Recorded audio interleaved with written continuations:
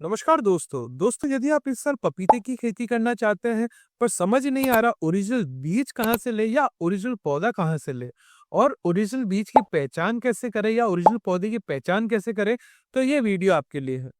दोस्तों, क्या आप जानते हैं कि पपीते की खेती से मात्र 6 से 8 महीने के भीतर भीतर 10 से लेकर 12 लाख रुपए तक कमाया जा सकता है। ये दूसरी फसलें जैसे गेहूं, सरसों या चना के मुकाबले 2 से 3 गुना से ज्यादा फायदा छोड़ता है। पर समस्या की बात यह है कि इससे जुड़े फायदे और नुकसान के बारे में अधिकांश किसानों को इसके बारे में जानकारी नहीं है। आज के इस दौर में स्मार्ट खेती करने के लिए, कृषि बाजार में टिके रहने के लिए और एक मोटा मुनाफा कमाने के लिए पपीते की खेती करना आज हर किसान की जरूरत बन गया है। 2025 में इसकी खेती को नजरअंदाज करना काफी ज्यादा भारी पड़ सकता है। आज के इस वीडियो में हम बात करने वाले हैं कैसे है पपीते की खेती एक फायदे का सौदा, क्यों है पपीता दूसरी फसलों के मुकाबले ज्यादा फायदेमंद, यदि 1 एकड़ में शुरुआत की जाए तो पपीते की खेती में ज्यादा से ज्यादा कितना मुनाफा कमाया जा सकता है और पपीते को लगाने का सही समय कौन सा है। नमस्कार दोस्तों, मेरा नाम है ध्रुव और आप जुड़ गए हैं green world Shri Chandra channel के साथ। दोस्तों, पपीता वैसे तो 16वीं शताब्दी में भारत में आया था पोर्चुगीज के साथ। पपीते का फल हमेशा से एक लोकप्रिय फल रहा है। पपीते का फल सिर्फ मंडी में ही नहीं बिकता, बाकी हर्बल प्रोडक्ट्स बनाने में और फार्मास्यूटिकल्स कंपनी माने दवाइयां बनाने वाली कंपनियों में भी इसकी डिमांड काफी है। अभी कुछ समय पहले आपने सुना होगा कि डेंगू के समय पपीते के पत्ते की डिमांड काफी थी।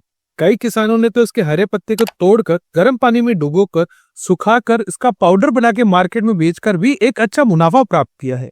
दोस्तों, जहाँ गेहूं या सरसों 1 एकड़ में मात्र कुछ हजार रुपए छोड़कर जाती है, वहीं का वहीं पपीता आपको 1 एकड़ में कम से कम 10 से लेकर 12 लाख रुपए तक छोड़कर जाता है। वैसे पपीते की डिमांड तो मंडी में 12 महीने रहती है। इसी बड़ी मांग को देखते हुए आज पपीते की खेती करना हर किसान की जरूरत बन गया है।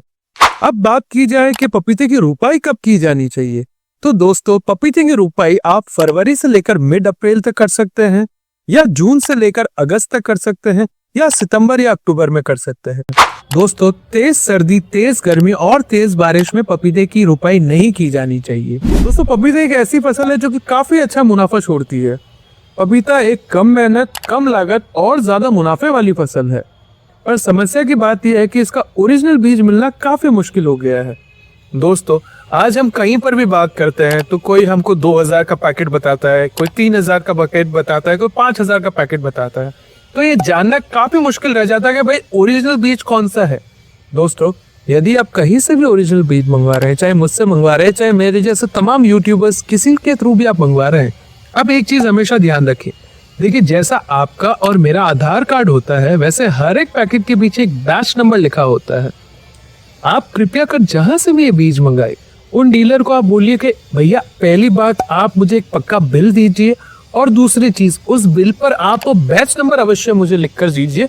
चाहे आप 2 पैकेट मंगा रहे हैं, 5 पैकेट मंगा रहे हैं, 10 पैकेट मंगा रहे हैं, सबका बैच नंबर अवश्य लिखवाइएगा। मैं आपको यकीन के साथ कह सकता हूँ, जब आप ये बात बोलेंगे किसी और डीलर को तो 70% ऐसा रहेगा कि वो आपका फोन काट देंगे। आज मेरे पास कई किसानों के फोन आते हैं जो कहते हैं कि भैया हमने यूपी की किसी लड़की से कोई बीज मंगाया, वो डुप्लीकेट निकल गया, गुजरात की किसी डीलर से बीज मंगाया, वो डुप्लीकेट निकल गया।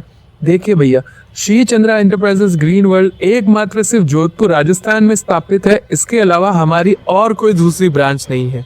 यदि आप हमसे बीज मंगवाना चाहते हैं तो इन दिए गए नंबर पे कॉल करके आप अपने बीजों की बुकिंग करवा सकते हैं। दोस्तों, हमारे पास बहुत ही सीमित मात्रा में बीज और पौधे उपलब्ध रहते हैं।